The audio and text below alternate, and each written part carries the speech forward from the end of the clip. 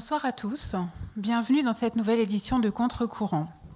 Aujourd'hui, Alain Badiou et moi avons un plaisir tout particulier à recevoir Stathis Kouvlakis pour la seconde fois dans l'émission. Professeur de philosophie au King's College de Londres, Stathis Kouvlakis est un ancien membre du comité central de Syriza en Grèce et il est le cofondateur de Unité Populaire, formation de la gauche grecque militant pour un retrait de la zone euro et un arrêt immédiat du paiement de la dette. Lorsque nous vous avions reçu il y a 1 an et demi, Stathis, les perspectives d'avenir étaient déjà très sombres pour le gouvernement formé par Syriza. Un bras de fer très dur était engagé avec les institutions européennes, mais vous souhaitiez encore demeurer optimiste. On sait ce qui est advenu depuis, un référendum populaire qui a soulevé d'enthousiasme la gauche entière à travers l'Europe en juillet 2015. Et malgré tout, la capitulation du Premier ministre Alexis Tsipras face aux institutions européennes. L'acceptation surprise d'un 3e mémorandum imposant des conditions encore plus humiliantes et socialement dévastatrices à la Grèce. Stathis Kouvlakis, on entend dire des choses très préoccupantes en ce moment sur la situation grecque. On entend notamment parler de catastrophes sanitaires, d'un système de santé en ruine. Alors on a envie de vous demander ce soir, comme première question évidemment, comment vont les Grecs ? Oui, mal. Mal, bien sûr. On est dans le désastre, hein. On est dans la continuation du désastre et dans son aggravation, avec des seuils qualitatifs qui ont été franchis. Alors, vous avez parlé de la situation sanitaire. J'étais à Lyon, à Vénissieux plus précisément, il y a une quinzaine de jours à peu près. Et à Vénissieux, on convergeait des caravanes de solidarité de divers endroits de France, hein, qui, je dois le signaler, n'ont pas de caractère humanitaire au sens où on entend ce terme couramment. C'est un geste de solidarité politique avec le réseau des dispensaires sociaux en Grèce, qui sont des formes d'auto-organisation, qui ont une implantation locale et militante tout à fait réelle. Et donc, c'est un travail politique qui est mené par des collectifs qui existent dans plusieurs villes de France. Ils ont convergé à Vénissieux et ils sont allés après en Grèce à la fois distribuer du matériel médical, mais aussi et surtout intervenir, prendre connaissance de la situation et puis discuter avec les militants qui se battent dans des conditions très difficiles à partir de cette position spécifique, on va dire, des dispensaires sociaux. Bon, donc tout ça indique bien le fait même que des choses de ce type continuent de se faire, indique l'état de délabrement des fonctions fondamentales qui sont celles d'une société qu'on a l'habitude de dire civilisée, à savoir la santé, l'éducation et ce genre de choses. Mais ce que je voudrais souligner ici, et je crois que ça nous amène tout de suite au cœur du débat, c'est qu'on assimile souvent ce 3e mémorandum à une dose supplémentaire d'austérité. Bon, ce qui est incontestablement le cas. Hein, je veux dire, la réforme des retraites qui a été votée au mois de mai équivaut à une véritable mort sociale des retraités grecs. Hein. C'est la 6e réforme de ce type, d'ailleurs, qui est passée depuis le début des mémorandums. Mais en réalité, le cœur du 3e mémorandum est ailleurs. Et il est très exactement dans un processus qu'Alain Badiou décrit bien dans son livre, quand il dit que ce qui caractérise l'impérialisme actuel, c'est le zonage. Alors, évidemment, le zonage, il y a un dégradé de position de zonage. Alors, le statut de la Grèce n'est pas celui de ce qu'il désigne au sens strict comme zonage dans des zones où l'État a complètement disparu, comme au Congo, par exemple, etc. Non, la Grèce, c'est une sorte de néo-protectorat, je dirais, qui se fait. Et le cœur du 3e mémorandum, sa véritable originalité est là, en réalité. C'est-à-dire que les leviers essentiels de l'État, qui étaient déjà sous la tutelle partielle de la Troïka, donc du mécanisme qui a été mis en place par les financiers, le deviennent maintenant entièrement et d'une façon qui est institutionnellement verrouillée et stabilisée. Alors, je donne quelques exemples. Le trésor public, c'est-à-dire le mécanisme de collecte de l'impôt, qui est quand même un mécanisme fondamental de l'État, est devenu une agence dite indépendante, alors qui est dirigée par 5 personnes. Toutes doivent avoir le feu vert des créanciers pour être nommées. Et ce qui signifie les décisions de ce Conseil ont une valeur égale à celle d'un décret ministériel. Donc le gouvernement, quel qu'il soit, n'a plus aucun contrôle sur le mécanisme de collecte de l'impôt. Deuxièmement, un Conseil de stabilité fiscale a été créé de 7 membres.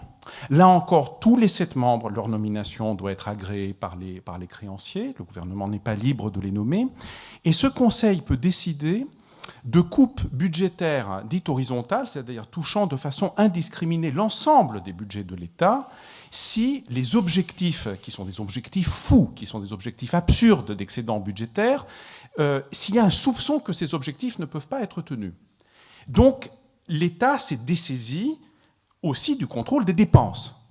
Alors, si vous ajoutez à cela que le contrôle de l'outil monétaire est de toute façon entre les mains de Francfort depuis la création de la zone euro, donc il n'y a plus les recettes, il n'y a plus les dépenses, il n'y a plus l'outil monétaire, l'Office de la statistique a été placé sous le contrôle, l'équivalent de l'INSEE, on va dire, a été placé sous le contrôle direct de la Troïka. Alors à cela, il faut ajouter que les fonds spéculatifs ont acheté à vil prix, c'est l'un des plus grands scandales, la totalité du système bancaire grec. Je rappelle ici que la nationalisation de ce système bancaire sans indemnisation, parce qu'elle n'était même pas nécessaire en réalité, faisait partie des points du programme initial de Syriza, sur la base duquel il avait gagné les élections de 2015. Et le fait que s'est créé un super fonds de privatisation dont le président est un ancien conseiller de Madame Lagarde, dans lequel tout le patrimoine public du pays a été intégré. Je dis bien tout. Tout, ce qui signifie la totalité des biens fonciers publics, la totalité des biens qui appartiennent à chaque ministère, y compris le moindre tapis ou le moindre ordinateur qui se trouve dans le ministère. Tout cela fait partie du portefeuille de ce fonds qui va l'écouler jusqu'à atteindre le chiffre complètement irréalisable de 50 milliards d'euros. Même des conseillers du FMI, dans des déclarations à la presse économique, disent qu'aucun gouvernement sain d'esprit n'aurait dû accepter ce genre de conditions. Voilà, donc, pour dire les choses de manière très simple, la Grèce, aujourd'hui, c'est un grand Kosovo. Et ce n'est pas par hasard que j'utilise ce terme, ce n'est pas du tout quelque chose de méprisant vis-à-vis des amis kosovars. Je connais des gens, j'ai des amis au Kosovo qui essayent de faire des choses dans ce contexte très difficile. Pas du tout. Mais je tiens à rappeler ici une réalité que le zonage, ça existe dans les Balkans. Il faut quand même, on nous parle de l'Union européenne comme un facteur de paix. Je tiens à signaler que c'est l'Union européenne qui a fait la guerre en Yougoslavie et qui a bombardé la Serbie. Et qui installe en réalité des zones de protectorat dans la région, des États tellement faibles qu'ils peuvent être assimilés à des protectorats, parmi lesquels la République de Macédoine, l'Albanie, le Kosovo. Tout cela est un dégradé de situation qui montre bien qu'il y a des mécanismes permanents de mise sous tutelle à caractère incontestablement impérialiste et dont le centre organisateur se trouve dans les institutions de l'Union européenne.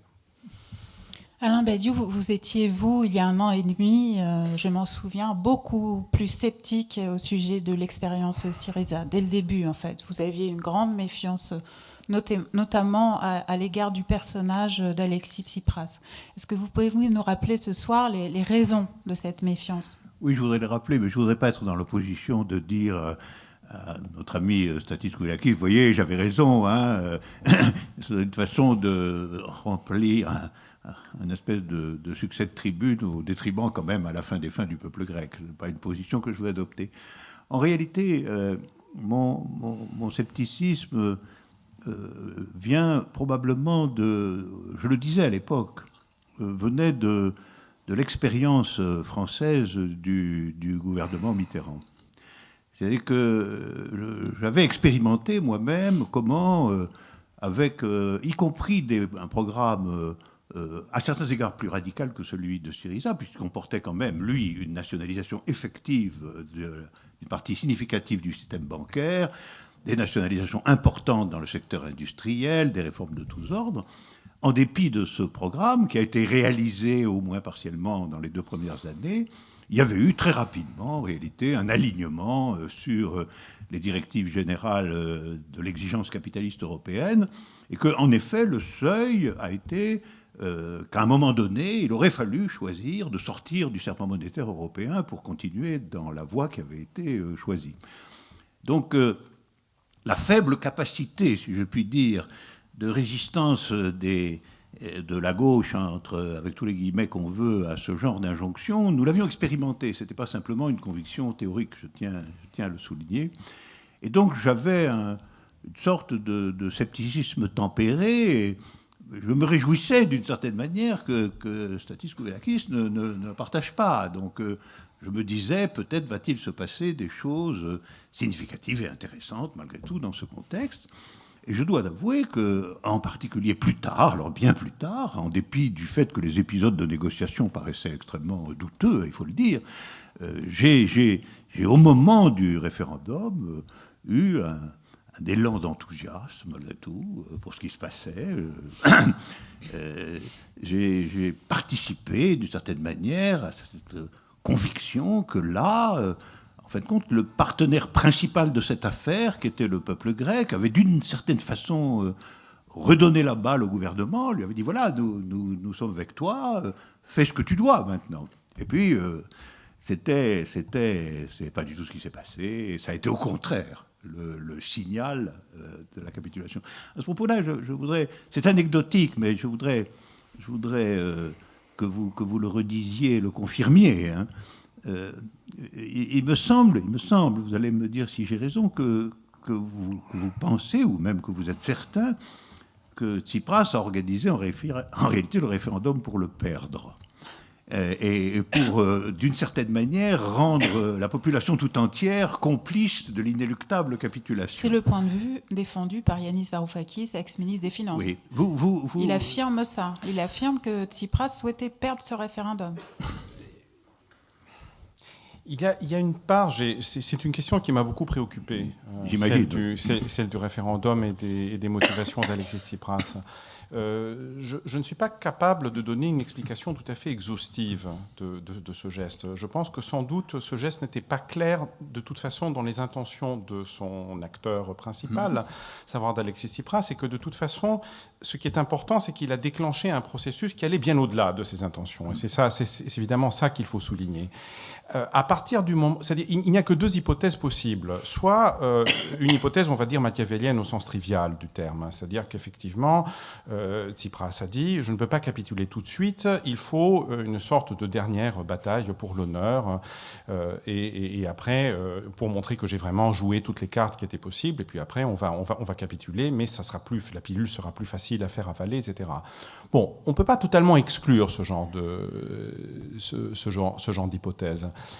À mon avis, elle n'est pas la plus probable.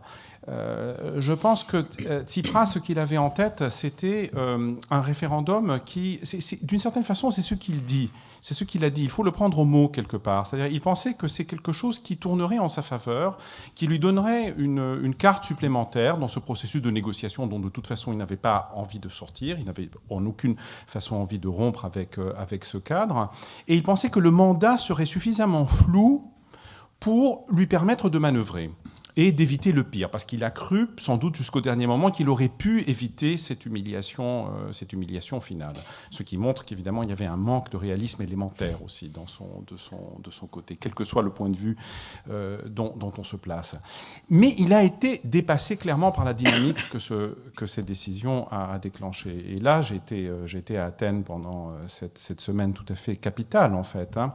Et là, j'ai compris d'ailleurs là, d'une certaine façon, j'ai vécu ce que j'avais parfois lu dans les livres, qu'il y a des moments où chaque heure compte, où le temps politique acquiert une sorte de densité, parce qu'en fait, c'est un nouveau temps politique qui surgit dans la dynamique des événements. Et alors, au cours de cette semaine, il y a eu un point de basculement tout à fait capital, qui était le blocus économique, le blocus total. Hein. La Grèce était déjà dans une situation de semi-blocus depuis février, avec les liquidités aux banques qui étaient données au compte-gouttes. Mais là, ça s'est arrêté. Donc là, les banques ont fermé.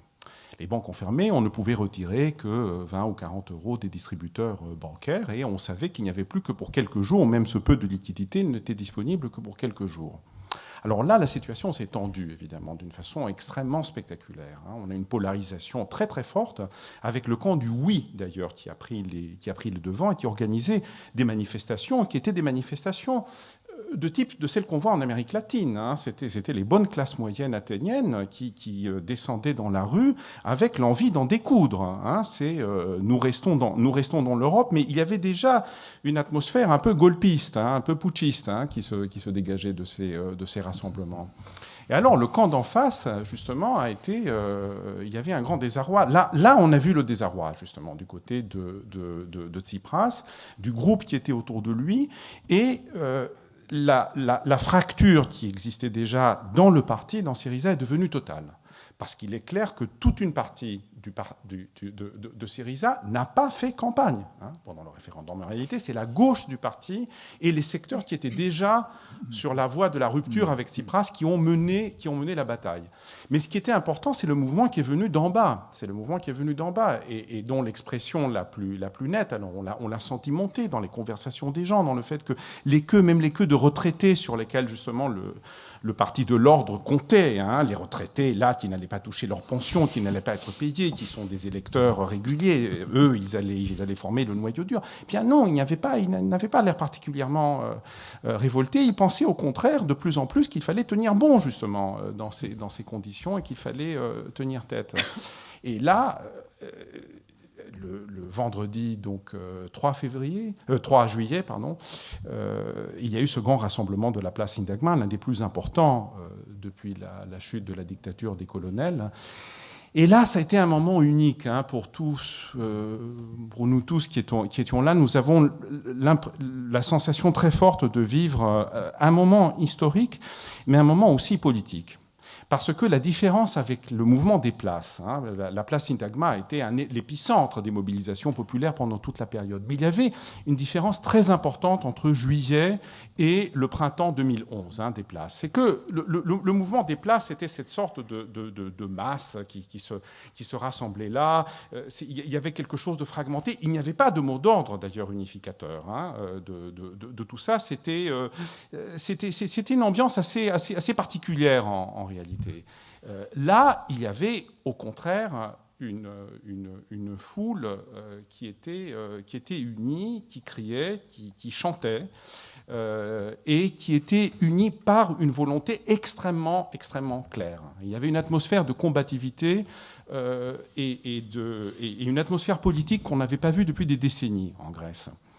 Et j'ai su après quelle a été la réaction d'Alexis Tsipras face à ça. Parce que la résidence du Premier ministre est très proche, en fait, de la place Syntagma.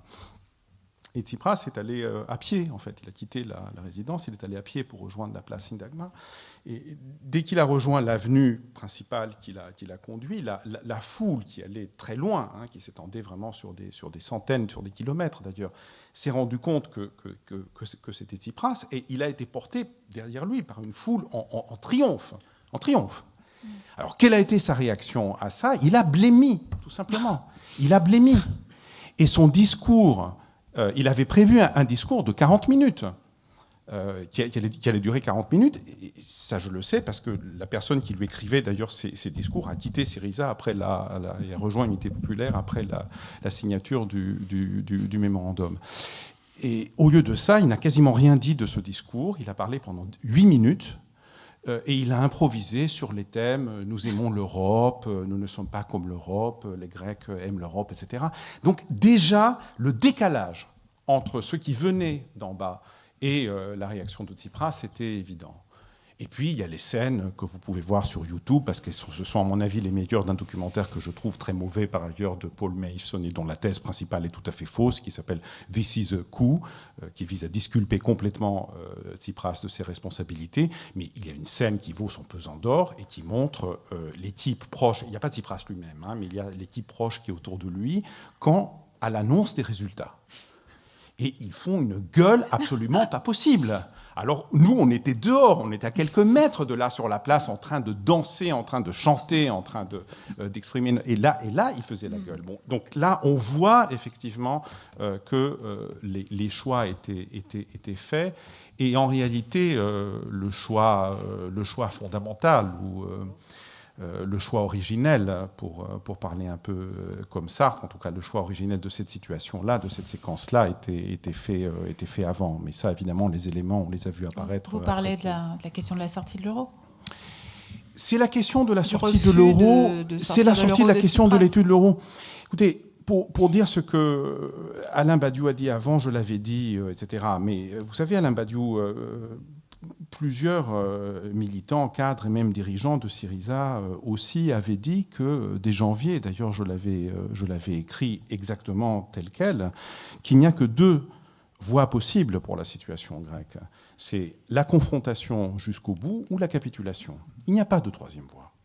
C'était la spécificité de la situation grecque. Il n'y avait pas de possibilité, si vous voulez, social-démocrate au sens classique du terme. Pas parce qu'il n'y avait pas de volonté subjective de la faire. D'une certaine façon, la volonté subjective de Tsipras, c'était précisément celle-là, d'essayer quelque chose comme une solution de compromis, comme une solution social-démocrate, à un moment où c'était complètement impossible. Et la confrontation jusqu'au bout signifiait bien sûr la confrontation avec l'oligarchie, avec cette classe dominante grecque. Je ne sais même pas s'il faut l'appeler une bourgeoisie, c'est plutôt une sorte d'oligarchie dans un état de corruption absolument et de déliquescence complètement terminale qui ne peut pas survivre en réalité sans la protection de la Troïka et des créanciers, et bien sûr les institutions européennes. Donc la question de l'euro, de la sortie de l'euro ne fait sens que dans ce cadre-là, c'est-à-dire dans une confrontation avec une ligne, avec une orientation. Ce n'est pas une sorte de solution magique qui permet de résoudre les problèmes, mais c'était un verrou symbolique extrêmement important, et le seul d'ailleurs qui permettait de faire face au fait que Francfort et Mario Draghi nous avaient déclaré la guerre depuis le 4 février, quelques jours après les élections de janvier. Voilà. Mais vous parliez d'absence de social-démocratie en Grèce. Est-ce que l'expérience Syriza, finalement, n'a pas débouché sur la création un peu monstrueuse de ça, à savoir une social-démocratie compromise et faible comme les autres? Est-ce que c'est pas ça, finalement, ce qui est devenu et ce qu'incarne aujourd'hui Alexis Tsipras? Mais qu'est-ce qu'on appelle par social-démocratie ? En fait, toute la question est là. C'est qu'il n'y a plus de social-démocratie à l'heure actuelle. Il y a des partis anciennement sociaux-démocrates, si on veut parler de la social-démocratie historique, qui sont complètement ralliés au néolibéralisme. Il y a ce que Alain Badiou appelle le capitalo-parlementarisme, dont il forme l'un des pôles, de moins en moins distinct du reste d'ailleurs, et qu'un marxiste grec assez perspicace, à mon sens, Nikos Poulantzas, avait appelé dans un livre remarquable un foyer de parti unique. C'était d'ailleurs remarquable parce qu'il avait écrit ce livre au moment où l'Union de la gauche échouait en fait à gagner les élections en France. Mais il voyait déjà les tendances qui se dégageaient dans ce cadre, dans ce qu'il appelait l'étatisme autoritaire par ailleurs. C'est des textes d'une très grande préscience, d'une très grande force analytique.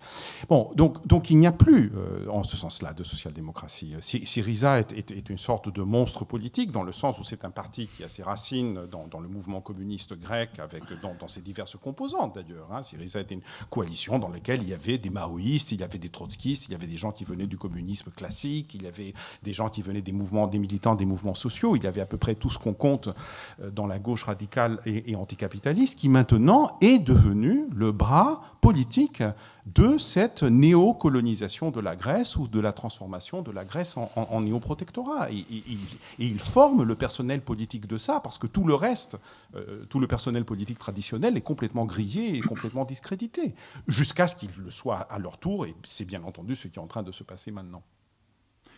Oui, mais justement, est-ce qu'on ne peut pas donner le nom de social-démocratie précisément à ce type de formation politique qui, interne au jeu parlementaire général, est une sorte de variable d'ajustement dans les périodes critiques.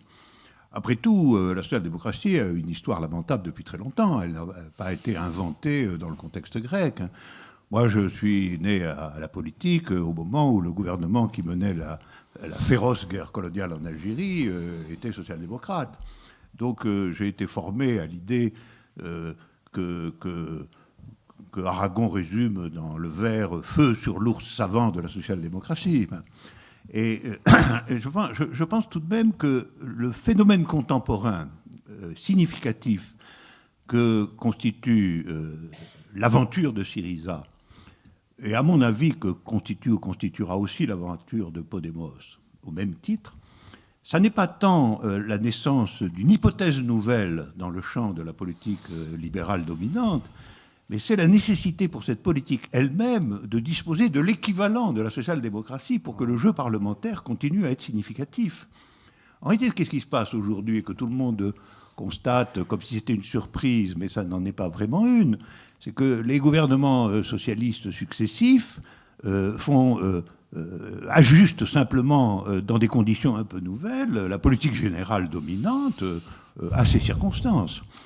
Et en un certain sens, on peut dire qu'une vieille social-démocratie est mourante, ça c'est incontestable, que la figure ancienne qui était la sienne est en décomposition un peu partout dans le monde d'ailleurs, mais que ce qui serait inquiétant, ce qui est inquiétant dans l'expérience de Syriza, c'est tout de même que la tentative qui a attiré le plus l'attention générale comme étant justement autre chose que la social-démocratie, se comporte finalement exactement comme elle. C'est-à-dire résout, dans le sens des injonctions capitalistes, des problèmes que, d'une certaine manière, le vieux PASOK ou même la droite étaient incapables de résoudre dans les mêmes conditions, c'est-à-dire avec un minimum tout de même d'appui populaire, fût-il un appui résigné. Voilà. Et donc, moi, je pense que ce qui se passe aujourd'hui en Europe, mais en un certain sens, il y en a des traces, même en Amérique du Nord, c'est la nécessité ou l'exigence pour que le jeu politique continue à être ce qu'il est, c'est-à-dire viable sans produire pour autant l'hypothèse d'une alternative véritable, c'est-à-dire viable dans une différence modérée, si je puis dire, à l'intérieur de lui-même, partout est en train de se créer dans l'élément d'une crise du vieux partenaire de ce jeu, la possibilité de l'émergence d'une nouvelle formation qui aurait, comme les précédentes, au fond, la doctrine de toujours se présenter comme une alternative au pouvoir en place, mais une fois au pouvoir, d'expliquer qu'il est impossible d'être une alternative au pouvoir en place. De sorte que la déception est l'élément subjectif majeur dans lequel travaille cette force politique. Et ça, c'est pas nouveau. La social-démocratie, à mon avis, c'est la grande figure politique spécialiste de la trahison. Voilà. En prenant trahison en un sens très, très strict, très limité, c'est-à-dire annoncer qu'on va faire quelque chose et s'installer dans une figure où on peut dire, où on trouve les moyens de dire que certes cette chose reste intéressante en elle-même, mais que malheureusement on ne peut pas la faire. Et ça, c'est quand même une figure nécessaire au parlementarisme moderne, parce que faute de cette figure, il devient en réalité il est obligé de présenter une façade de parti unique. Voilà. Quel est le problème du libéralisme contemporain qui est hégémonique en réalité sur tout le personnel politique en Europe? Son problème, c'est de ne pas se présenter comme étant en réalité un parti unique déguisé en multipartisme.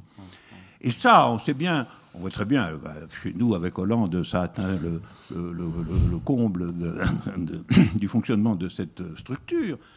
On voit bien qu'il y a une crise des vieux partis pour continuer à jouer ce rôle particulier. Et comme on le dit quelquefois, ça s'est dit à Nuit debout, etc., le Parti socialiste français est un parti qui n'a même plus la force de trahir convenablement. C'est-à-dire qu'il est obligé de se prendre les pieds dans sa propre trahison et même de ne même plus annoncer quoi que ce soit qu'il puisse trahir ensuite. Alors que les jeunes pousses social-démocrates, la partie de droite de Syriza, le futur Podemos, etc., et même en partie un certain nombre des appuis de Bernie Sanders aux États-Unis, sont des promesses véritables, c'est-à-dire des nouveautés effectives dans le champ politique, mais nouveautés politiques dont je me demande si l'exemple de Syriza ne nous indique pas dès à présent le funeste destin de s'intégrer en définitive dans le costume, ou de reporter le costume de la trahison professionnelle.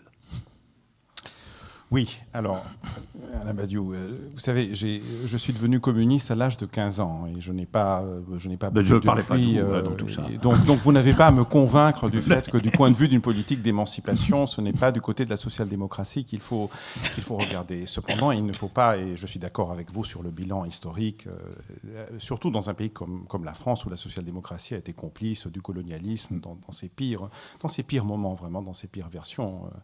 Il ne faut pas oublier la phrase de Pierre Vidal-Naquet qui disait pour quelqu'un de ma génération, le nom de Guy Mollet est aussi haï que celui de Adolf Hitler.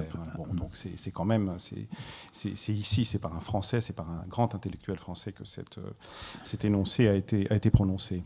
Mais alors, il ne faut pas non plus oublier quand même un fait qui, à mon avis, est important, c'est que la social-démocratie a géré pendant plusieurs décennies, dans l'après-guerre, des compromis sociaux qui comportaient des acquis réels pour les classes populaires. Et ce qui fait que d'ailleurs il y a une nostalgie énorme de ce moment, de cette période, et le mythe d'un possible retour à la social-démocratie contre lequel justement il faut nous différencier, il faut nous démarquer, parce que ce n'est pas ça la solution, même si bien sûr il faut défendre les acquis populaires qui méritent de l'être quand ils sont attaqués par l'adversaire de classe. Mais vous savez, en Grèce, on a eu une expérience social-démocrate tardive. On a eu le PASOK qui a gagné en 1980. J'étais jeune militant, justement, à l'époque. Et le bilan du PASOK comporte des aspects qui sont très, très positifs. Il y a eu un vent de démocratisation réel dans la société grecque, qui n'était pas simplement régler les comptes avec le passé. Il y avait ça aussi, bien sûr. Et symboliquement, il y a eu quand même des choses qui font que, par exemple, la Grèce n'est pas l'Espagne. Vous voyez, en Espagne, il y a eu une amnésie, il y a eu un oubli du passé, etc. En Grèce, pas du tout. C'est le récit quand même, ce qui sort moralement, pas politiquement, mais enfin moralement justifié après la chute de la dictature des colonies. C'est quand même le combat qu'a mené la résistance dirigée par le Parti communiste. C'est ça, les vainqueurs moraux, en fait, du grand conflit qui a déchiré la Grèce. Bon, il y a eu ça, mais il y a eu aussi des acquis sociaux tout à fait considérables au niveau de droits syndicaux, au niveau de droits dans les lieux de travail, au niveau de la façon dont l'université grecque a été réorganisée avec une rupture considérable avec le conservatisme ancien. Donc il y a des acquis sociaux tout à fait réels, qui expliquent d'ailleurs la longévité extraordinaire du PASOK, qui expliquent pourquoi une nullité politique comme Georges Papandréou pouvait gagner des élections simplement sur la base du nom. Ça me rappelait les phrases de Marx sur le minable Louis Bonaparte, qui, sur la base de la magie du nom, n'est-ce pas, pouvait avoir cette aura justement alors que c'était ce personnage obscur précisément et d'une certaine façon insignifiant. Donc il y a ça d'un côté. De l'autre côté, pour venir quand même laisser l'histoire et venir à ce qui s'est joué en Grèce, il ne faut pas sous-estimer malgré tout les éléments, disons, de nouveauté de la situation et les éléments de possibilité qui ont existé et qui n'ont pas été tenus. Premièrement, la Grèce est le premier pays d'Europe d'après-guerre dans lequel on a vécu un véritable effondrement, dans le cadre du régime parlementaire, de la démocratie parlementaire, un effondrement complet du système politique antérieur. Il n'y a pas d'autre cas dans lequel la crise politique ait atteint une telle acuité. L'Espagne est très en deçà. On voit bien que le système en Espagne a des réserves, a des capacités. Justement, en Grèce, ils se sont littéralement effondrés. Les bases matérielles, on va dire, du consentement, de la façon dont le régime fonctionnait, se sont effondrés. Et donc, ont ouvert la porte à quoi ? Eh bien, ils ont ouvert une possibilité qui a été quand même les grandes mobilisations populaires de 2011-2012, qui elles aussi ont pris c'était un processus quand même. Et la nouveauté, si vous voulez, qui est une nouveauté relative, ce n'est pas une nouveauté absolue, c'est que quand même la possibilité de la situation grecque consistait, si vous voulez, quelque part, et là peut-être que nous avons une différence avec Alain Badiou, à sortir des dualités qu'il pose. C'est-à-dire, soit on est dans la politique parlementaire et électorale, soit on est complètement extérieur à celle-ci.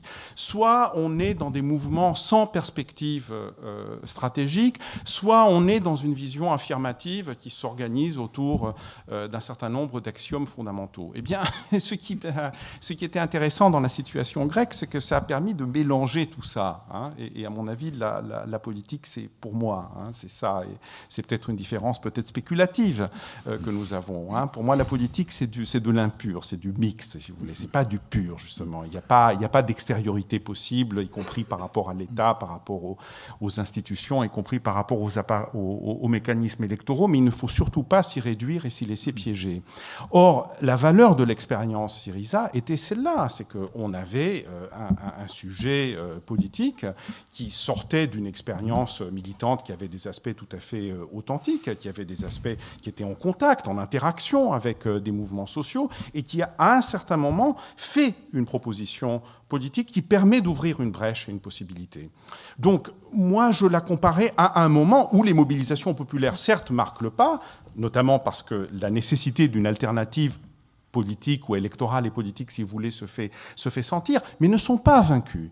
Ça aussi, c'est une différence par rapport, je crois, à la France de 81. C'est que Mitterrand, en 81, il gagne à contre-temps.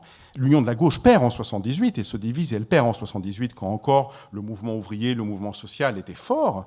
Entre 78 et 80, il y a quand même un basculement considérable de la conjoncture en France. Vous l'avez bien entendu vécu, et vous pouvez, pas moi, Alain Badiou en témoigner, mais enfin, il y a eu des défaites sur le front social, sur le front des luttes, et un changement de la conjoncture idéologique considérable en France entre 78 et 80. Mitterrand gagne à contre-temps, en fait. Et très vite, de toute façon, Mitterrand montre qu'il ne va pas s'appuyer sur la mobilisation populaire. Dès que les grèves éclatent des ouvriers essentiellement immigrés dans l'automobile, le gouvernement affiche son hostilité.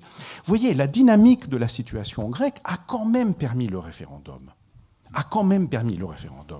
Le fait que le référendum ait eu lieu témoigne du fait qu'une possibilité existe. Parce que l'intérêt finalement d'avoir le gouvernement Syriza, c'était ça. C'était de nous mener jusqu'à une situation où il serait débordé par la dynamique qu'il aurait lui-même créée. C'était là le moment effectivement de vérité de la situation.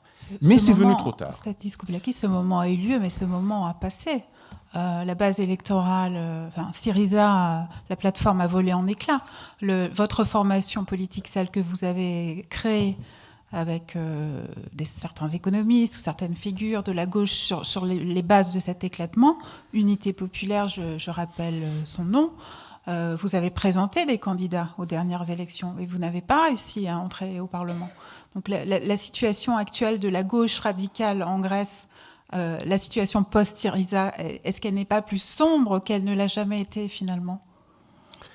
Bon, c'est une défaite, bien sûr.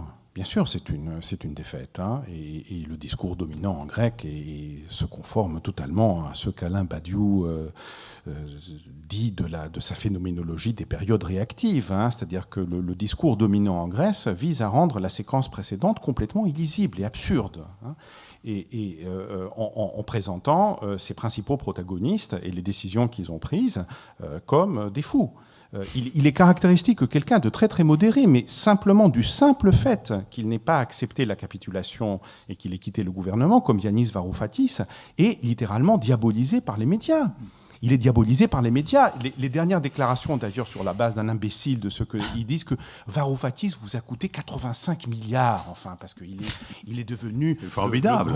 C'est incroyable. Enfin, il est surpuissant, ce type. On sait bien qu'il est costaud, qu'il conduit de grosses motos, etc. Mais enfin, de là à être capable à déclencher un tel tsunami financier, il y a quand même peut-être une distance. Mais bon, nous, on est présentés comme des fous furieux, etc., des sortes de gauchistes sortis dont on ne sait trop. Donc c'est l'ensemble de cette séquence qui est présentée comme un moment de pure folie, en réalité, comme un moment irrationnel.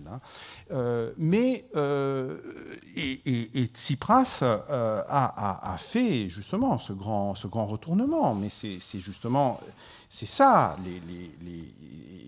De ce point de vue-là, il y a en effet, dans le versant trahison, il y a une continuité avec la social-démocratie. Je crois que Perry Anderson, d'ailleurs, l'historien marxiste britannique, a dit que ce qui s'est passé en Grèce peut être comparé à août 14. C'est peut-être un peu exagéré, mais il ne faut pas non plus sous-estimer, à mon avis, l'onde de choc négative que la capitulation de Tsipras a envoyée dans tout le reste de l'Europe. Les puissants, les dominants sont complètement confortés dans leur idée qu'il n'y a pas d'alternative, il n'y a pas d'autre choix possible. Vous ferez ce qu'on vous dit, et même les gens qui ont prétendu faire le contraire en sont venus justement à accepter nos termes. Voilà la proposition. Mais il faut analyser les causes de cette défaite. Alors je vais pas faire ça maintenant tout de suite, mais j'en mentionnerai une simplement. C'est que le référendum est venu tout simplement trop tard. Et là, il y a quelque chose de très important quand même qui s'est joué entre janvier et juillet. Et ce qui s'est passé entre janvier et juillet est bien sûr le fruit de ce qui s'est passé avant et en réalité depuis 2012, parce que les choses ne se passent jamais du jour au lendemain. Les choses se tranchent à des moments, bien entendu, décisifs, mais au moment où elles se tranchent, on voit que des tendances préexistantes se prolongent et puis atteignent à ce moment-là le moment où précisément l'une va l'emporter. Oui. Oui, je voudrais quand même revenir sur deux questions. D'abord, la première, c'est sur le jugement historique concernant la social-démocratie à propos des avancées sociales, etc. Et il faut quand même voir que dans tous les cas, c'est dans des contextes historiques tout à fait particuliers. C'est-à-dire que, par exemple, le premier grand réformateur, à certains égards, a été Roosevelt avec le New Deal, qui a lui aussi créé des modifications très importantes. Mais il l'a été évidemment avec dans le dos la crise de 29 et les effets dévastateurs qui avaient été les siens et la nécessité pour rétablir un consensus minimal dans le pays de faire des concessions importantes. De même, les réformes sociales de l'après-guerre en France, qui sont en effet aujourd'hui l'objet d'une nostalgie considérable, oublient que les conditions de ces réformes il y en avait deux essentielles. On sortait d'une guerre mondiale, et dans cette guerre mondiale, la bourgeoisie française s'était complètement discréditée parce qu'elle avait soutenu Pétain. Elle était donc hors d'état de se reconstituer immédiatement comme force réactionnaire valide. Et deuxièmement, il y avait un puissant parti communiste. Il y avait un puissant parti communiste non systémique qui sortait, lui, au contraire, auréolé de son rôle dans la résistance. Ça, c'est quand même des conditions qui font défaut dans les conditions contemporaines et qui ont toujours été celles dans lesquelles la revendication sociale a été satisfaite dans des conditions semi-consensuelles, en réalité. C'est ça le rôle de variable d'ajustement. C'est-à-dire dans des circonstances telles que, en réalité, le groupe dominant, l'oligarchie dominante, considère qu'en effet, il faut lâcher du lest, que sans ça, on va courir des risques considérables. À l'heure actuelle, elle est au contraire boostée, vous venez de le rappeler, dans la vision que ce n'est pas la peine de faire la moindre concession.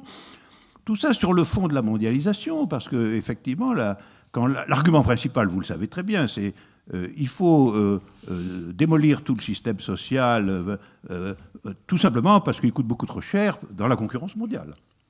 Nous ne pouvons pas faire ce que les autres ne font pas. C'est ça l'argument majeur. Et donc, ce qui est à l'horizon de tout ça, c'est évidemment le salaire mensuel de l'ouvrier chinois.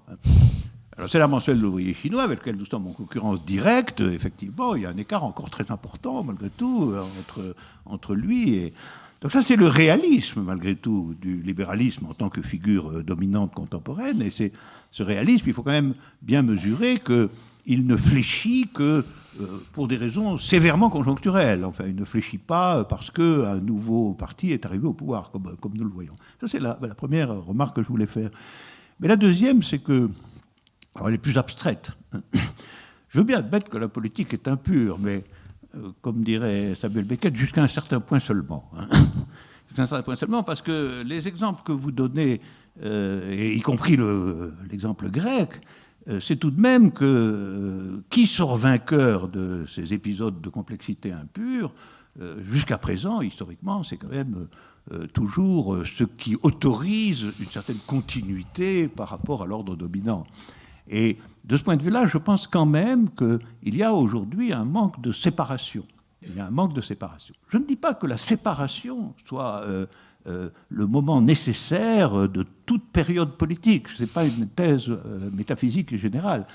Mais je suis frappé de voir que, malgré tout, la conviction générale que, en définitive, il faut de la victoire électorale, disons-le comme ça, la conviction générale qu'il faut de la victoire électorale n'est actuellement validée par aucun type d'expérience. Elle n'est validée par aucun type d'expérience, au sens où il s'agirait, avec ou grâce à cette victoire électorale, de constituer un minimum de points d'irréversibilité dans la situation. Parce qu'il ne faut pas oublier que l'appareil électoral, c'est un appareil à réversibilité. On le voit aujourd'hui à une échelle sans précédent en Amérique latine. À un moment donné, à force de donner la parole à tous les autres, comme ils sont en position dominante malgré tout, vous l'avez rappelé dès le début de votre intervention, comme ils sont en position dominante dans la coulisse de tout ça, et ils attendent leur revanche, et en fin de compte, le moment de leur revanche arrive parce que, d'une certaine manière, il n'y a pas eu d'irréversibilité. Et je pense que c'est ça le grand génie de l'organisation parlementaire de la politique, c'est que dans son principe même, elle exclut l'irréversibilité. Quoi que vous fassiez, vous devez penser que les autres pourront le défaire dans la légitimité que vous avez acceptée du jeu général.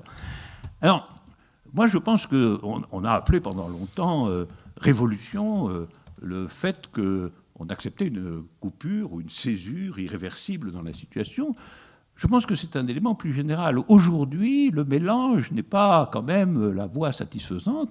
Je pense qu'il faut plus de séparation, plus de stratégies qui acceptent pendant une période aussi longue qu'il le faut d'être considérés comme hors système. Je rappelle d'ailleurs que pendant très longtemps, le Parti communiste en France était hors système, il votait, etc., mais il était exclu qu'il soit au pouvoir. C'était la définition de sa présence même, c'était « il ne sera pas au pouvoir ». Et je rappelle aussi que, à mon sens, un des facteurs du succès actuel du Front National, notamment dans les vieilles zones désindustrialisées de la France, etc., c'est qu'il est perçu, à tort ou à raison, comme un parti qui n'est pas dans le système, justement, qui est exclu et proscrit.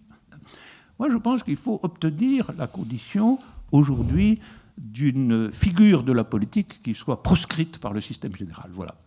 Et que jouer avec ce système, en accepter l'impureté, etc., je pense vraiment que des expériences répétées nous montrent et vont nous montrer qu'en définitive, c'est quand même là de rien faire d'autre que ce qu'a toujours fait la social-démocratie. Voilà. Alors peut-être venons-en justement maintenant à un mouvement qui n'a pas eu de débouché électoral, qui est français et qui est Nuit debout. Je sais, Stathis Kouvlakis, pour vous y avoir croisé plusieurs fois, que vous avez été un observateur attentif et même un participant de Nuit debout en France. J'aimerais évidemment beaucoup avoir votre regard sur cette expérience politique, d'autant plus que, voilà, après l'échec de Syriza, après l'enlisement de Podemos et le déclin de Nuit debout, on se demande si ce qu'on est en train de vivre, c'est pas une espèce de fin des printemps des peuples européens. Voilà. Donc, je livre tout ça à votre analyse. Je crois que la situation est plus contradictoire. En sortant en avril pour la première fois du métro République pour aller sur la place, je revenais de Londres le jour même, je me suis dit, il y a un petit air de place Syntagma sur la place de la République, mais en beaucoup plus petit. Ça n'avait pas du tout l'aspect massif de la place Syntagma. Par contre, ça avait un aspect aussi nettement plus jeune. C'était un public qui était beaucoup plus spécifique aussi. À la fois du point de vue de l'âge, mais aussi du point de vue social. C'était le peuple qui était présent au moment de l'occupation des places en Grèce, qui était un phénomène unique par son caractère de masse, très supérieur à celui des indignés espagnols, par exemple. Selon des études qui ont été faites, à peu près un quart de la population adulte du pays a participé au moins une fois à ces rassemblements. C'est quelque chose de tout à fait considérable. C'est sans doute une première d'ailleurs du point de vue du caractère de masse des mobilisations de ce type. Bon, alors comparé à ça, le mouvement français était plus petit, de Nuit debout, mais il marque quand même un tournant important.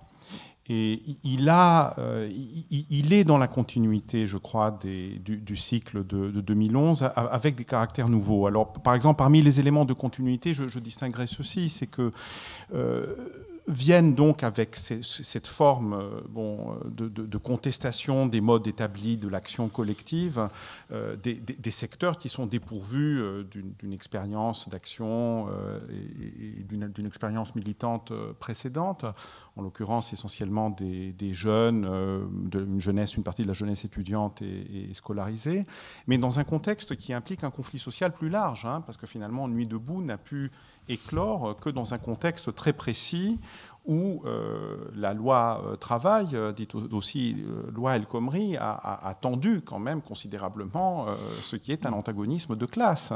Et on a vu des choses intéressantes se passer, c'est-à-dire qu'avec Nuit debout et puis avec la pétition qui lui préexistait, les syndicats qui au début, le mouvement syndical avait des réactions très molles, et très, très convenus à cette attaque ont été forcés de passer à l'action, justement.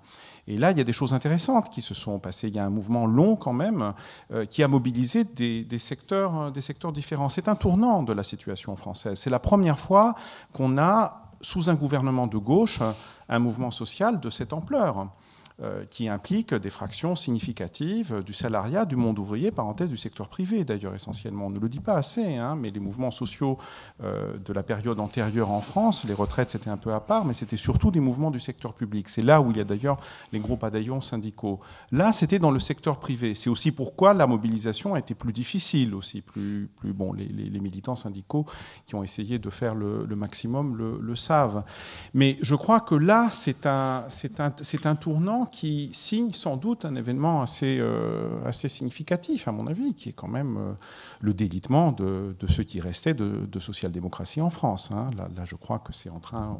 On vit la fin de ça. Et là, il y a évidemment une ouverture, même si on ne voit pas très bien quelles sont les forces, justement, qui peuvent en bénéficier. Mais si je peux revenir aussi un moment sur ce que Alain Badiou a dit auparavant. Oui, il a mentionné les exemples de l'Amérique latine, mais les exemples, bien sûr qu'il y a... Mais je ne suis pas sûr que l'irréversibilité soit due au processus électoral en tant que tel, si vous voulez. Je ne fétichise pas évidemment le processus. Non seulement je ne fétichise pas le processus électoral, mais je pense qu'en restant enfermé dans son cadre, on ne peut pas avancer dans la direction d'un véritable changement profond, d'une rupture. Mais c'est quand même une médiation nécessaire. Je ne vois pas comment il peut en être autrement. Et ce que je vois en Amérique latine, c'est que des mouvements extrêmement importants et parfois ouvertement insurrectionnels ont ouvert la voie à ce type de développement politique. Par exemple, la Bolivie. Ce n'est pas un hasard d'ailleurs si le gouvernement Morales, auquel on peut faire toutes sortes de critiques, ce n'est absolument pas un gouvernement de rupture avec le système capitaliste, il ne le prétend même pas d'ailleurs en réalité. Mais c'est quand même un gouvernement qui a un certain nombre d'acquis, à mon avis pas négligeables, à présenter. Mais il a fallu de véritables insurrections, il a fallu y compris des moments où les ouvriers ont lutté avec de la dynamite, il y a eu des morts, il y a eu du sang qui a coulé quand même pour en venir là. C'est un rapport de force. Moi, je ne crois pas qu'on peut dire que, comme Sartre le disait, que le processus, enfin Sartre en 68, que le processus électoral, c'est simplement de la sérialité, que c'est simplement de l'atomisation. Oui, c'est ça en partie, mais c'est aussi des rapports de force qui se jouent ailleurs, qui viennent à ce moment-là, qui se cristallisent, alors toujours de façon biaisée, bien sûr. C'est un terrain qui est très difficile pour les forces populaires, on le sait. Mais je crois qu'on n'a pas le choix, en réalité, si on veut avancer. Si on veut avancer dans la direction d'une politique d'émancipation. On ne peut pas s'abstenir de ça. Et d'ailleurs, les partis communistes, y compris de la période dont vous parlez, si on veut revisiter nos classiques, avaient envisagé ça très tôt, en fait. Je veux dire, dès l'échec de la révolution allemande, l'internationale communiste, encore présidée par Lénine et par les autres, réfléchit sur les raisons de l'échec des mouvements révolutionnaires en Occident. Et qu'est-ce qu'il propose ? Il propose le Front unique et le gouvernement ouvrier, qui est testé, qui échoue d'ailleurs. Il échoue, il est essayé en Allemagne avec le gouvernement de Saxe et de Thuringe après. Bon, ça échoue, mais ça indique quand même une orientation qui montre que, dans ce que Gramsci a appelé l'Occident, on ne peut pas reproduire à l'identique la stratégie qui a été celle d'octobre 17. Il y a une novation stratégique qui était nécessaire. Alors, oui, c'est réversible tant qu'on ne s'est pas attaqué au vrai centre du pouvoir. Et ça, ce n'est pas les élections qui permettent de trancher ça. Moi, je ne crois absolument pas à ces propos démagogiques sur la dite révolution citoyenne, par exemple, qu'évoque Jean-Luc Mélenchon. Enfin, c'est une plaisanterie. On ne fait pas la révolution à coup d'urne électorale. Ce qu'on peut faire, par contre, c'est avoir quelques leviers qui permettent, disons, d'intensifier la lutte des classes.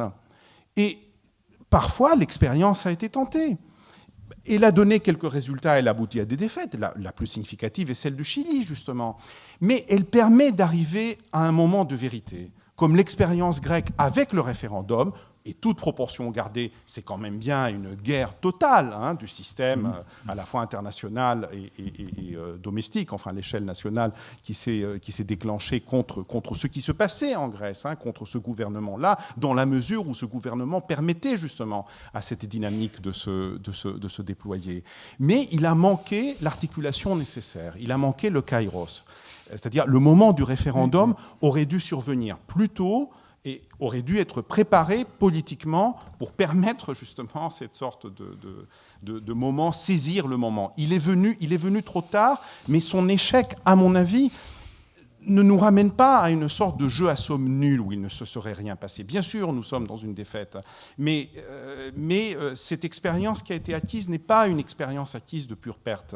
C'est la première grande bataille politique, à mon avis, à ce niveau d'exigence politique qui a été menée dans un pays européen, dans un pays où on est au centre du système, on n'est pas en Amérique latine, on n'est pas dans une arrière-cour un peu éloignée des centres de l'impérialisme mondial, on est au cœur de l'un des principaux piliers du système mondial. C'est pour ça d'ailleurs que la réaction a été d'une telle brutalité et d'une telle violence.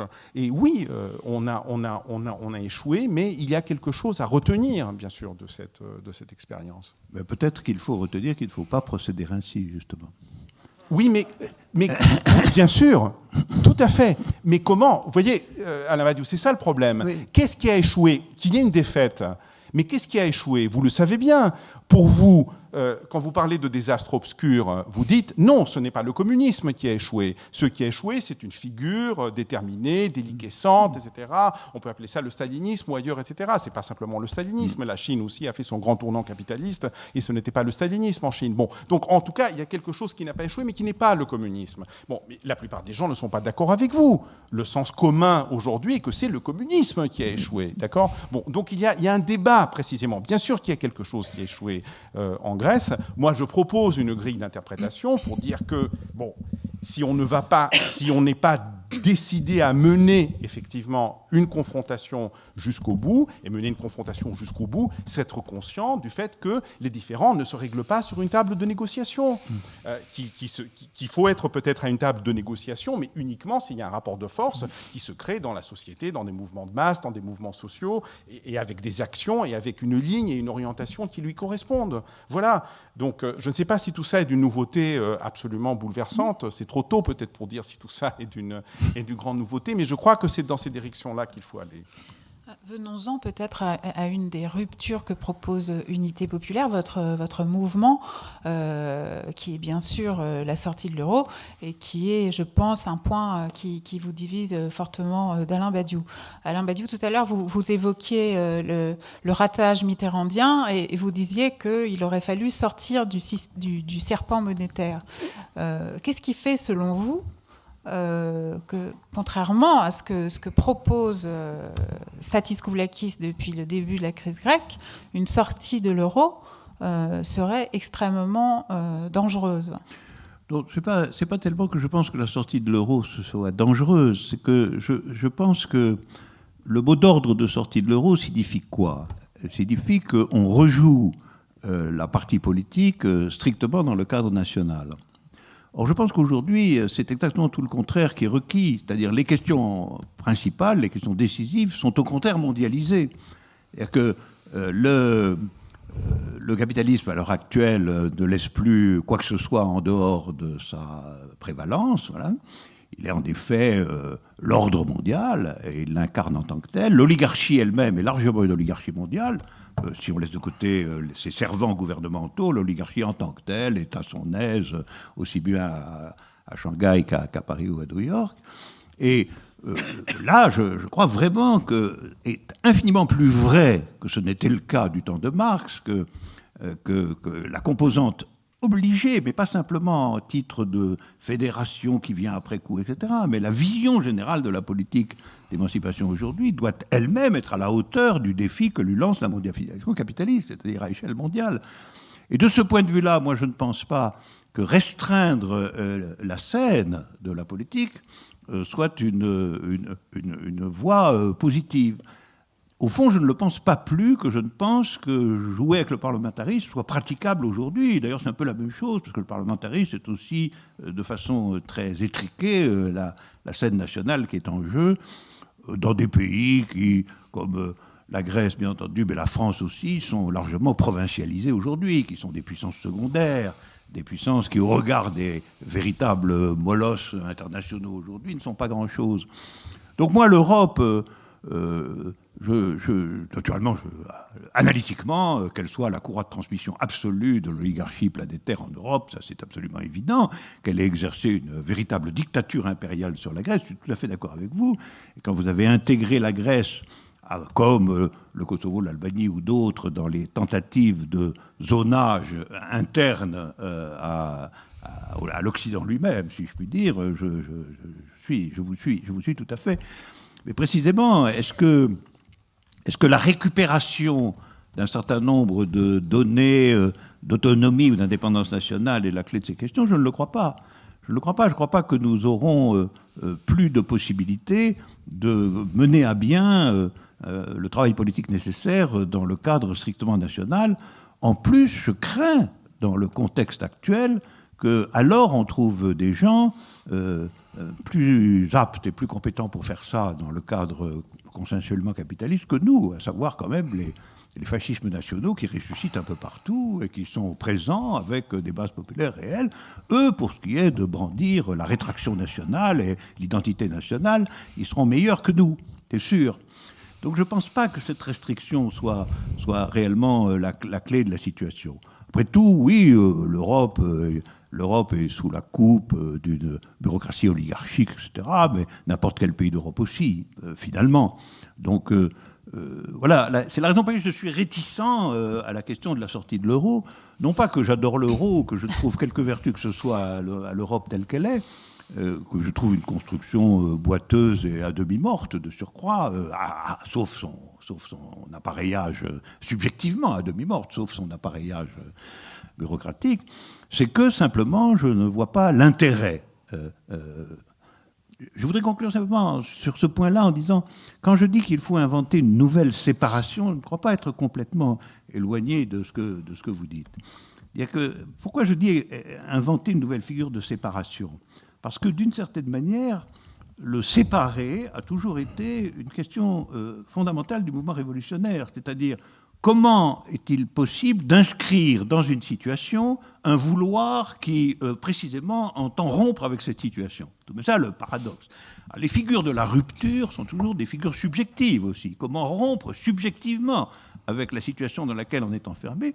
Et je crois qu'aujourd'hui, c'est pas toujours, c'est pas avant, etc. Je pense qu'aujourd'hui, dans nos pays, la rupture avec la situation, c'est de construire une force politique qui soit indifférente au parlementarisme, absolument. C'est-à-dire pour laquelle, justement, il ne soit pas nécessaire de faire ce que vous pensez qu'il est nécessaire qu'elle fasse, à savoir jouer ce jeu, conquérir des positions, participer à des gouvernements, conquérir des municipalités, présenter un tel ou un tel, etc. Je pense qu'il faut en finir avec ce jeu aujourd'hui, parce que je pense qu'il est le facteur essentiel de la corruption politique telle que la l'organise l'oligarchie aujourd'hui. Et que je ne vois pas dans aucune expérience contraire un bilan positif. Alors évidemment, on peut dire, si on ne fait pas ça, qu'est-ce qu'on fait? Absolument. Mais qu'est-ce qu'on fait? Eh bien, on essaie de reconstruire une organisation populaire légitime et qui soit massive, sans avoir à s'inscrire immédiatement dans le jeu qui lui est proposé par la figure actuelle de l'État. Parce que l'État, aujourd'hui, ce n'est pas un espace de nouveauté et d'indépendance. L'État, c'est... Marx disait, finalement, qu'est-ce que sont les gouvernements? Ils sont des fondés de pouvoir du capital. Mais il ne savait pas à quel point ça pouvait devenir vrai, à quel point ça pouvait devenir évident, patent. Le génie de Marx, c'est d'avoir dit ça alors que c'était bien loin d'être clairement visible qu'ils étaient des fondés de pouvoir du capital. Aujourd'hui, quels qu'ils soient, quelle que soit leur couleur, quelle que soit leur tendance, ils sont ouvertement et sans honte, si je puis dire, des fondés de pouvoir du capital. Ils n'ont même pas essayé de faire croire qu'ils sont autre chose. Et quand ils essaient de le faire croire, c'est la vieille social-démocratie qui démontre immédiatement qu'elle n'est pas autre chose que cela précisément. Voilà, alors je sais que c'est une quête difficile, mais c'est une quête que le mouvement révolutionnaire a toujours cherché. Avec quoi faut-il rompre ? Avec quoi faut-il rompre ? Et qu'est-ce qui fait que cette rupture signale à tout le monde un horizon d'irréversibilité dans le sens de l'émancipation ? C'est un problème ouvert, mais ma conviction négative, je reconnais, purement négative, c'est que je ne pense pas que ce soit compatible, cette recherche, avec la perpétuation indéfinie du jeu électoral, avec, on sait bien, son extrême gauche archi-minoritaire, mais qui se présente désespérément depuis on a l'impression que c'est des siècles, tellement c'est répétitif et sans intérêt. Je ne pense pas qu'on puisse continuer comme ça. Voilà. Et je le dis comme quelqu'un qui, dans sa jeunesse même, s'est présenté aux élections. Je voudrais peut-être d'abord vous permettre de répondre sur la question de l'euro, puisqu'évidemment pour vous, le souverainisme monétaire n'est pas incompatible avec une perspective internationaliste. Et en lisant le programme d'unité populaire, on voit qu'une sortie de l'euro s'accompagne, je cite le programme, d'un combat internationaliste unitaire autour d'objectifs communs à l'échelle européenne et internationale. Donc comment s'articulent chez vous ces deux exigences ? Oui. Prenons d'abord la question de l'euro. Il y a plusieurs manières de répondre à ça. La première, c'est de dire, et ça me semble quand même un point fondamental, c'est assimiler toute proposition de sortie de l'euro à un repli national, c'est précisément le discours dominant. Et c'est sur la base de ce discours dominant qu'on a fait passer la pilule des divers plans d'austérité, de la thérapie de choc à laquelle la Grèce est soumise depuis le début de la crise. C'est en agitant le spectre, justement, d'une sortie de l'euro qui est synonyme d'apocalypse, de retour à l'âge de pierre. La dernière métaphore utilisée par Alexis Tsipras, c'était de catastrophe nucléaire.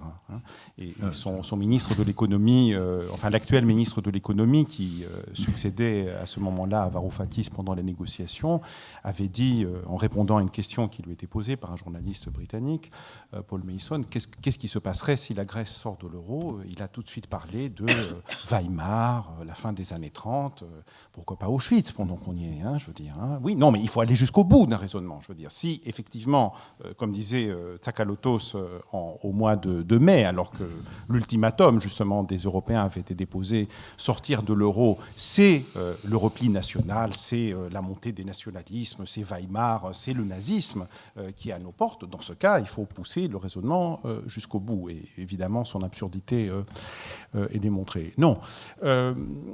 La question de l'euro, et d'une façon générale, la question de l'Union européenne, à mon avis, est une question stratégique.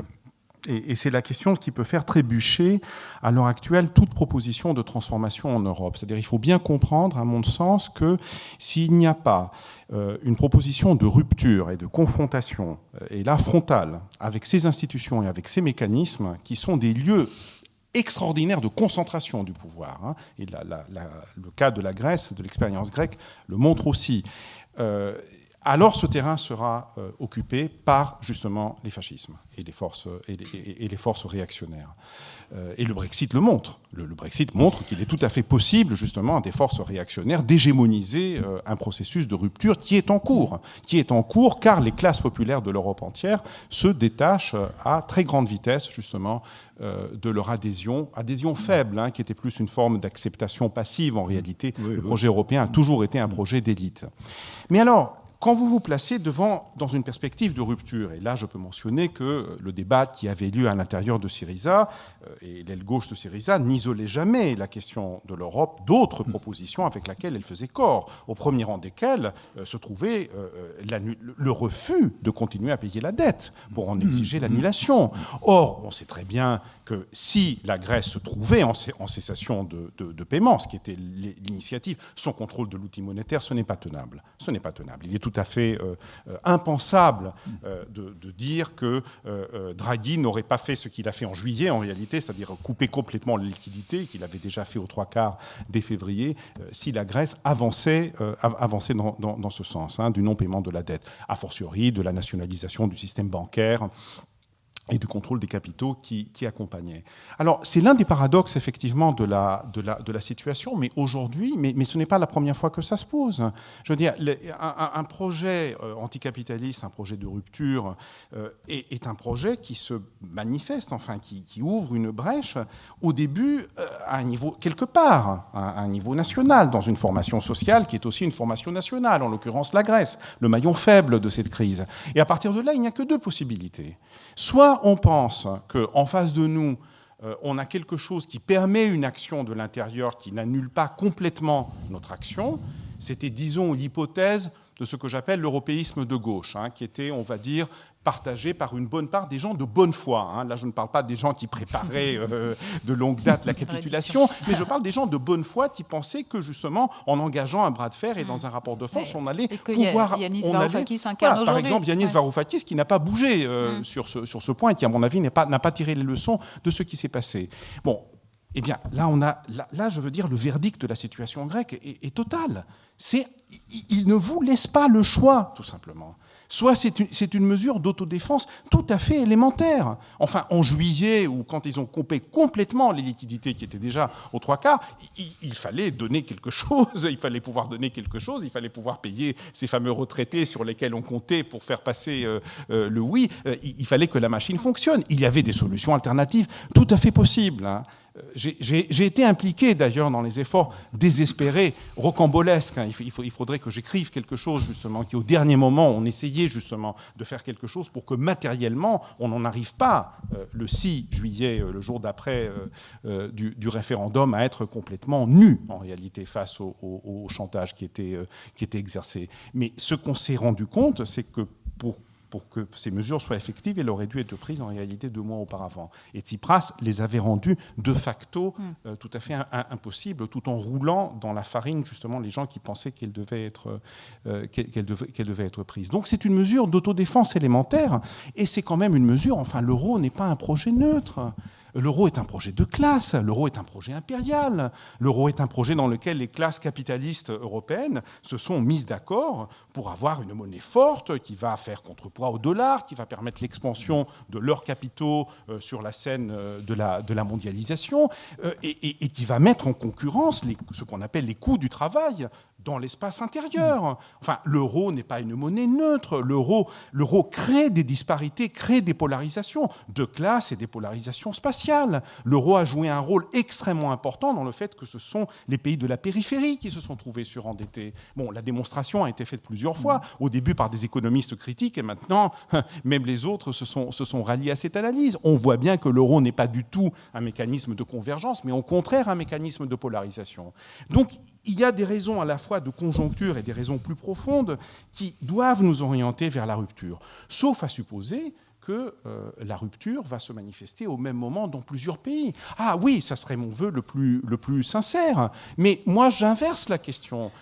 Moi, je ne peux pas dire, on ne peut pas dire aux Grecs, restez tranquilles le temps que le mouvement social ou le mouvement populaire en France, en Allemagne, etc., se réveille et change justement la donne au niveau européen. Et effectivement, si l'un de ces grands pays s'y met, il est sans doute possible de faire basculer Bruxelles ou Francfort, etc. C'est l'inverse en réalité qui est vrai.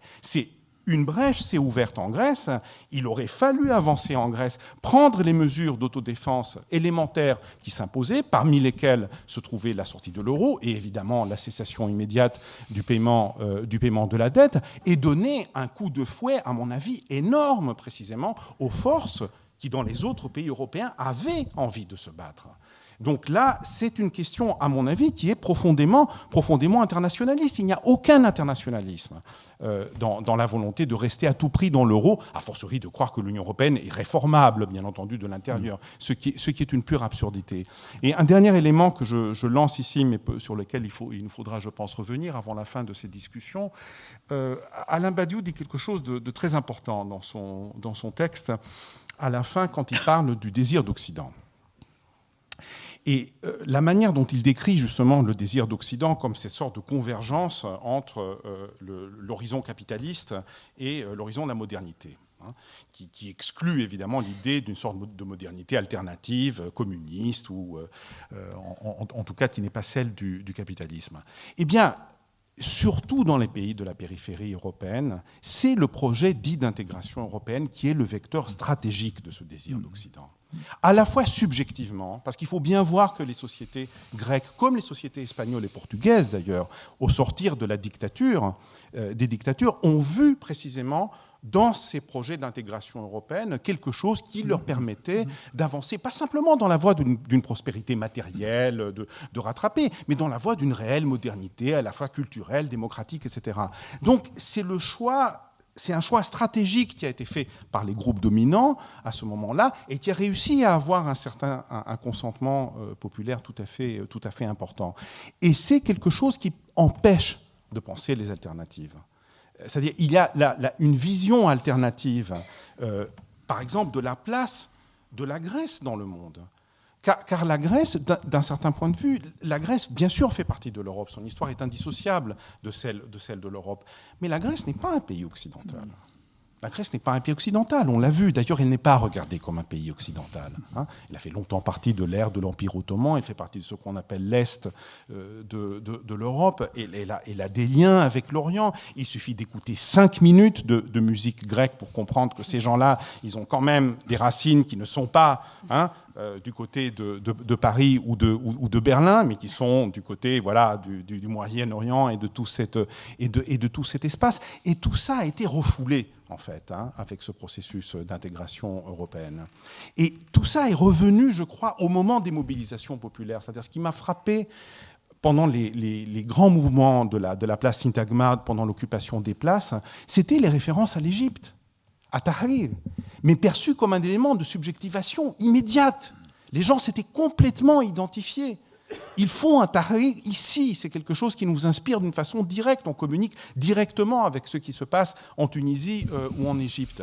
Alors le sort évidemment tout à fait négatif qu'ont eu ces expériences n'enlève rien évidemment à la valeur des soulèvements populaires et à ceux qu'ils ont pu apporter à ce moment-là, et ils permettent à mon avis de réouvrir justement la question à la fois de l'Europe, à la fois de la position d'un pays comme la Grèce qui est à cheval sur plusieurs appartenances, qui est à cheval sur plusieurs identités, mais il y a une condition pour tout cela. La rupture, pas simplement avec le mécanisme monétaire de l'Europe, mais la rupture avec l'Union européenne et ses symboles forts. Et ce qu'elle rend impossible et ce qu'elle rend impensable par son existence même et sa perpétuation même. Non, je voulais simplement dire que je ne suis pas du tout un fanatique de l'Europe, comprenez-moi bien. On n'est pas Étienne Balibar, je sais. Absolument pas, oui, voilà. Je ne considère pas du tout que ce soit une construction viable, et ce que vous dites, à savoir qu'elle est une partie prenante de l'organisation ici du désir d'Occident, me paraît une analyse incontestable. Non, ce que je voulais simplement dire, c'est que en fin de compte, le problème d'une rupture, quelle qu'elle soit, c'est évidemment le problème de ce qui est affirmé dans la rupture. C'est-à-dire, si on rompt avec le désir d'Occident, de quel désir s'agit-il ? Et je pense qu'aujourd'hui, il n'y a pas de scène nationale pour un désir affirmatif véritable, pour un désir affirmatif qui soit en vérité à la mesure de ce qu'est le monde contemporain. C'est plutôt ça que je voulais dire. Et donc, qu'il faille défaire les rêveries européennes, pour autant qu'elles existent, en tant que leur seul réel, c'est le désir d'Occident, effectivement le désir de modernité, je suis tout à fait d'accord, mais ça ne se fera que si une proposition autre est faite. Et cette proposition peut-elle se faire à échelle du cadre national en tant que tel ? Je n'en suis pas sûr, voilà, je n'en suis pas sûr, aujourd'hui. Et un autre point que je voulais souligner, c'est que en réalité, quand même, en un certain sens, la description que vous faites de cet élan extraordinaire, fascinant, qui a eu lieu en Grèce, en effet. Il y a une singularité de la Grèce, je la reconnais absolument. La singularité du mouvement de masse grec, de l'émergence de Syriza lui-même, qui est une singularité aussi politique. Mais on ne peut pas quand même abstraire le fait que ça a échoué. Voilà, ça a échoué. Et en un certain sens, ça porte jugement sur ce qui a été fait quand même. Et à quel moment cette nécessité, ou en tout cas cette orientation vers l'échec et la capitulation, s'est-il produit et pour quelles raisons exactes, compte tenu du fait qu'en effet, toutes les positivités que vous décrivez étaient là. Et ça, c'est quand même le phénomène subjectif, sous-estimé, je pense, et dont on avait discuté en effet la dernière fois, c'est quand même le phénomène subjectif de corruption par le pouvoir. Qu'on le veuille ou non, c'est quand même ça. Les personnages de la droite de Syriza ont été transformés dans ce qu'ils disaient, dans ce qu'ils pensaient, malgré eux même, semble-t-il, pour part, ont été transformés par rapport à ce qu'ils étaient.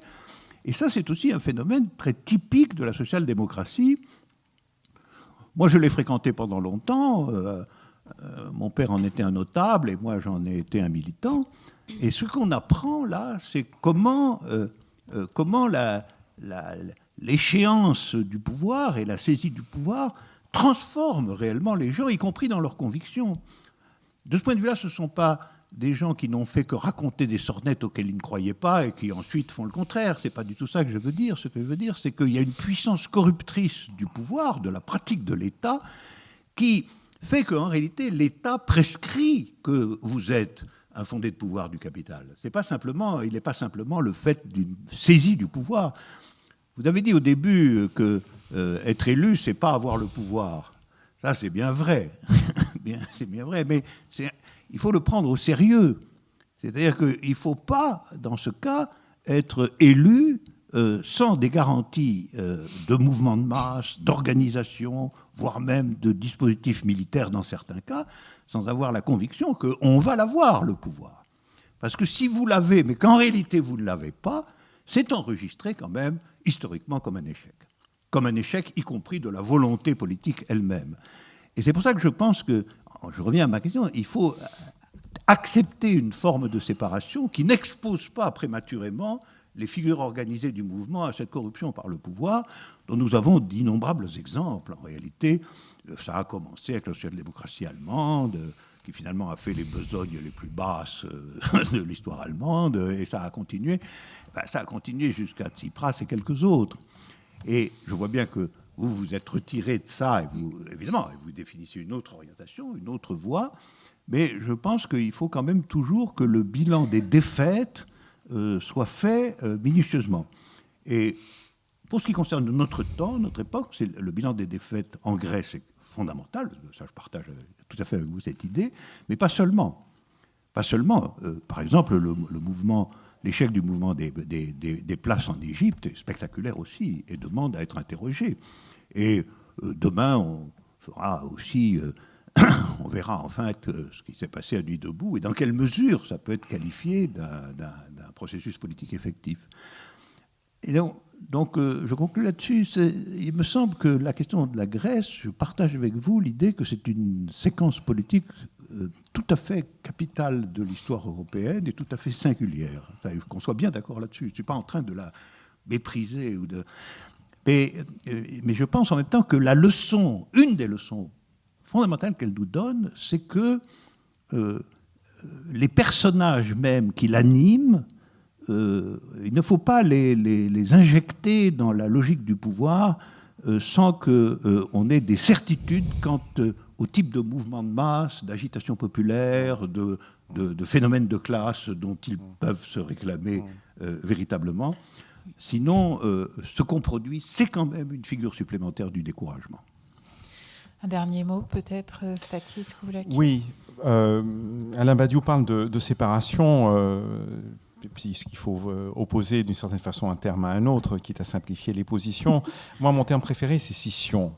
Scission, c'est un terme de Sorel qui parlait d'esprit de scission et qui a été repris par Gramsci, qui en a d'ailleurs infléchi le sens, parce que l'esprit de scission tel que Gramsci l'a reformulé aboutit à une proposition qui continue à m'inspirer dans ma réflexion et dans mon action, qui est celle d'une guerre de position.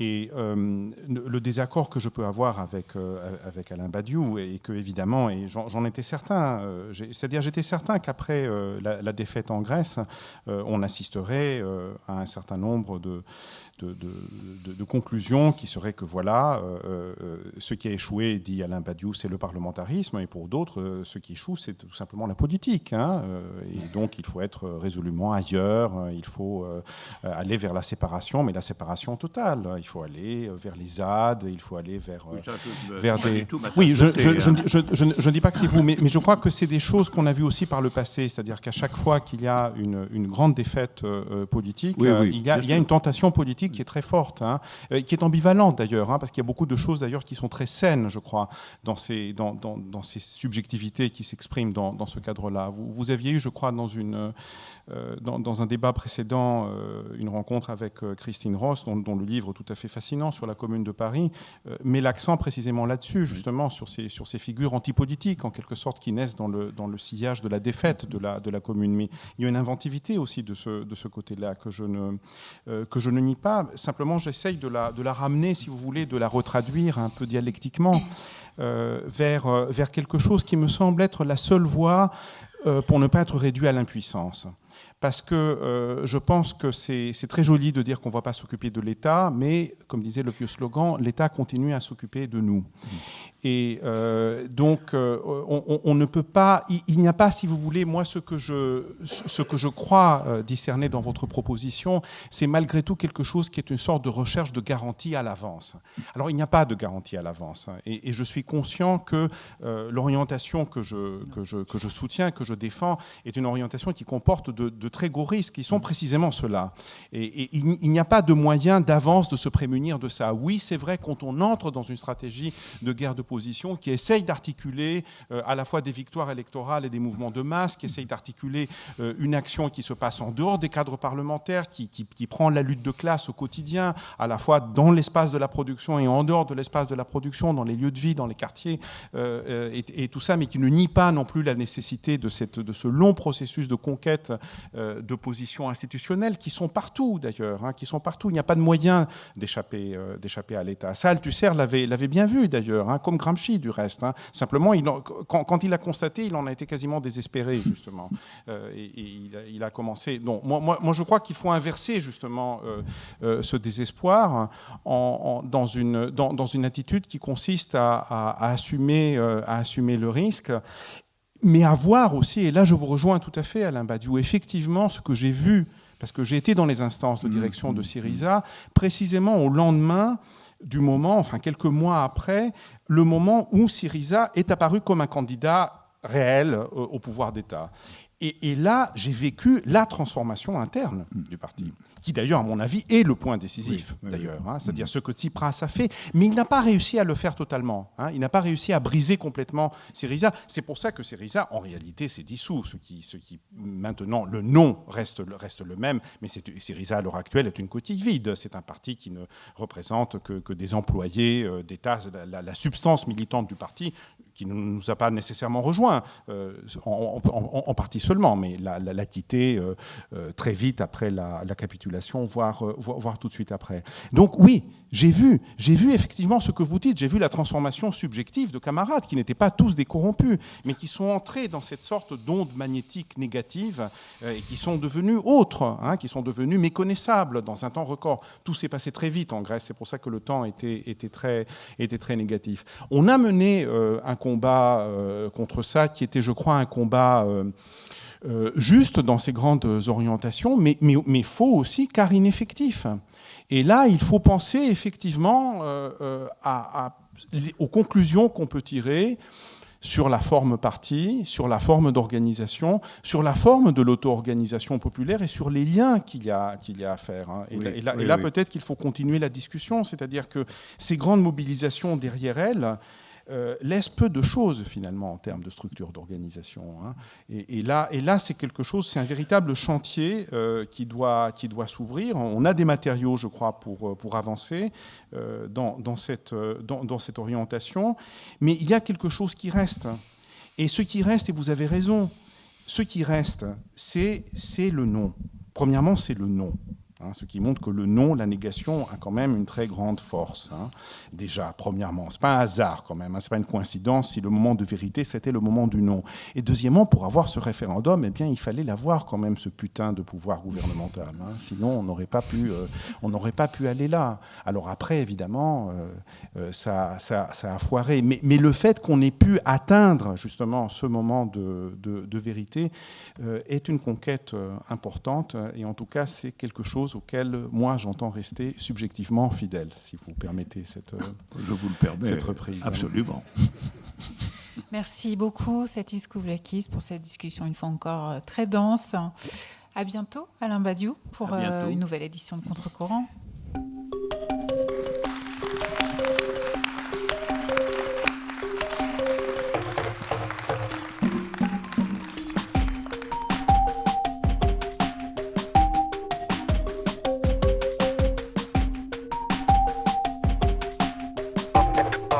Okay.